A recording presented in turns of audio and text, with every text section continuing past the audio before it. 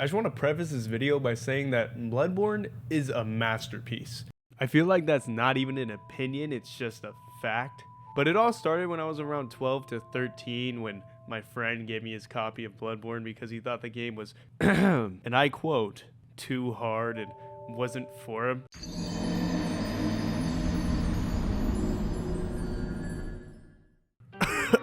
Get good. I didn't think him giving me this game would spiral into an extreme addiction and discovering that I'm actually a masochist. You guys literally sound like abuse victims, right? But before we get into any of the points I have about Bloodborne, I would like to give a little synopsis for anyone who either hasn't played in a while, played the game but never learned the story, or you just never played it before. Go do it now. So basically, the people of Yharnam, the city the game takes place in, found labyrinths under the city and discovered evidence of the Great Ones. The Great Ones are entities whose consciousness have transcended that of a physical being is capable of. Their presence was still able to be felt in the physical world, and they were able to influence and interrelate with the physical world as well, particularly in the Old Blood, which is able to cure any illness. Additionally, there are two schools of cognition that seek to heighten humanity's level of consciousness to that of which the Great Ones reached. One believes in collecting more insight and knowledge, the other believed in using the Old Blood. They both had the same end goal: push the limits of human evolution as rapidly as possible. They just had different ways of doing so. And so the people that use the blood, yeah, they were wrong, and they basically overdosed on blood and led Yharnam to succumb to the Scourge, resulting into men morphing into foul beasts. Fun, right? Hunters are being sent into a dream with the inability to die, and nobody really understands why, and that's until you finally kill Murgo in the Nightmare of Mensis. You were basically being used the entire time and were tricked into killing a Great One.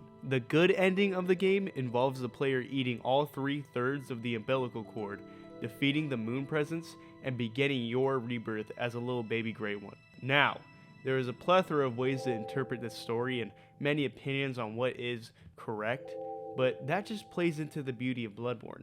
The ambiguity makes you crave for more and allows the players and community to discuss their views and personal opinions about such. Just such a cool fucking way to make a story. And this was my first ever Soulsborne game ever, and holy shit was it a fantastic start into a game that would ultimately change my life. Bloodborne had a huge impact on my life, and I'd like to think that I'm not alone with that statement. It allowed me to figure out many things about myself that I don't think I would have without it. It taught me how to keep going no matter what. Never back down, never what? Never give up. But I think it's an invaluable lesson to learn. Always keep pushing despite how hard things may seem. I know it sounds incredibly cliche, but it's true, and it is still something I think of every day. Just the premise of no matter how difficult something may seem, no matter what it is, there is always a way to overcome it. You could simply just give up and move on, but is that really satisfying? Is that really what you want to do? Bloodborne has taught me so much about pride. I have a lot of pride. It's also stubbornness as well, not wanting to give up or give the boss that satisfaction that you lost to it. Souls games are just so much more than games, they're art. They're masterfully crafted pieces of art. Everything down to the lore, the gameplay, the beautiful settings, the ambiance, and the way you can interpret it in your own personal way. It just allows you to feel connected on such a deeper level to something as simple as a game. Seeing lanterns or bonfires emits some of the greatest feelings of relief I've ever felt ever. It's a sanctuary, a safe haven where you can just relax in a world that is so terrorized, so decrepit, so broken down by evil. The atmosphere was so good in Bloodborne. I used to get nightmares when I first started playing Bloodborne because I was scared. I wasn't just scared of the enemies, I was very paranoid and scared of losing my blood echoes and the creepy enemies of the game. I was scared of failing. This is also in such a tough time in my life to where failing was everything. If I failed, then that was it. But Bloodborne taught me that it's okay to fail. You can fail as many times as you need, but as long as you accomplish what you want to, then it'll all be okay. Realizing that struggle is necessary, and on some J. Cole shit, there's beauty in the struggle. And that it's not what happens to you, it's not what environment that you're in that defines you, it's your decisions that do. Struggle is necessary to build character. What you do with your struggle defines who you are.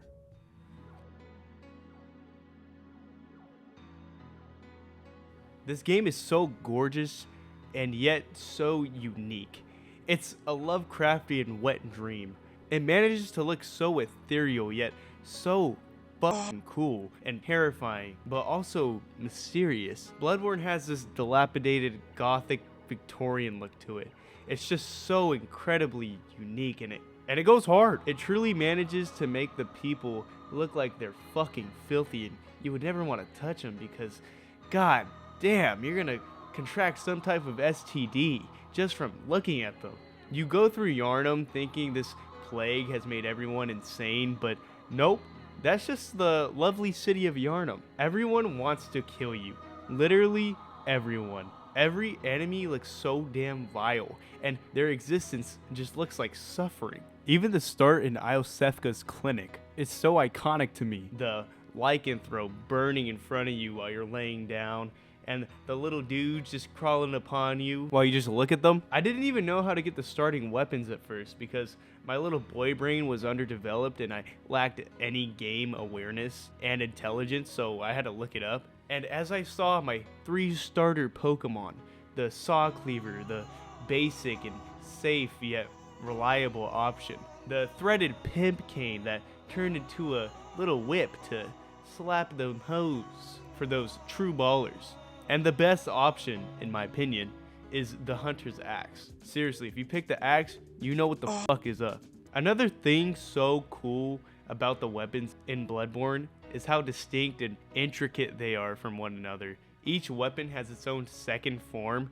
All options are valid, but the axe is just my personal favorite. The first boss of this game scared the shit out of me. People complain about the Cleric Beast being too hard of a first boss, but I think it was honestly perfect. Yes, I struggled at first, but it teaches you a valuable lesson from the jump. Keep going and you will do it. Another thing this game taught me is that life is unfair. It's unfair in the fact that you will die to bullshit, but learning that, it heightens your logic and situational awareness as well as game awareness, but making you so intensely focused, always aware of everything going on around you. And in my opinion, that is perfection. You're going to fail, but you will learn from it. And as you get more comfortable in the world of Bloodborne and Souls games, you also gain more confidence. The confidence to walk around and kill whatever enemies you want to kill and fight whatever boss you want to and just not give a fuck anymore. And that's something that is so unattainable in most games, is seeing the progress of which you have achieved. Like, if you beat Bloodborne or Dark Souls and then you go back right after, you will see how much easier the game is for you. And that's not because the game is easier at all. It's because you have gotten better. You have gotten better at the game. That is just so amazing to me. That is one of my favorite parts. From the level design to the sound design to the British people. My god, British people are just so fucking scary. Well, at least I'm not getting slaughtered while I'm doing mathematics. It's just a joke. I'm sorry. I always struggled with the blood-starved beast and Rom, the stupid spider. Seriously, he's a fucking bitch, and this fight is so dumb. But the lore, that's some good lore. The boss lineup in Bloodborne is just insane. You go from fighting this dude to go fighting this newborn that will kick your ass inevitably for who knows how many deaths. Seriously, it's just so fucking awesome, and it's just nothing short of phenomenal. Oh my goodness.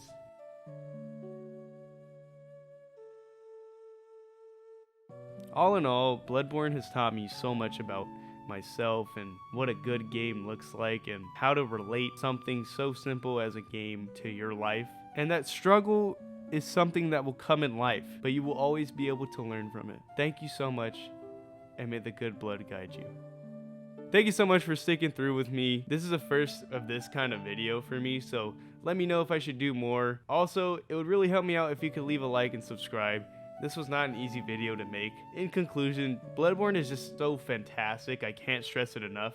If you haven't played it yet, go play it. And if you gain any new insight or related to anything or have anything to expand upon or want to share, go ahead and let me know in the comments. I love talking about anything Souls related and most things in general. And with that, thank you so much for watching, and I will see you guys in the next one.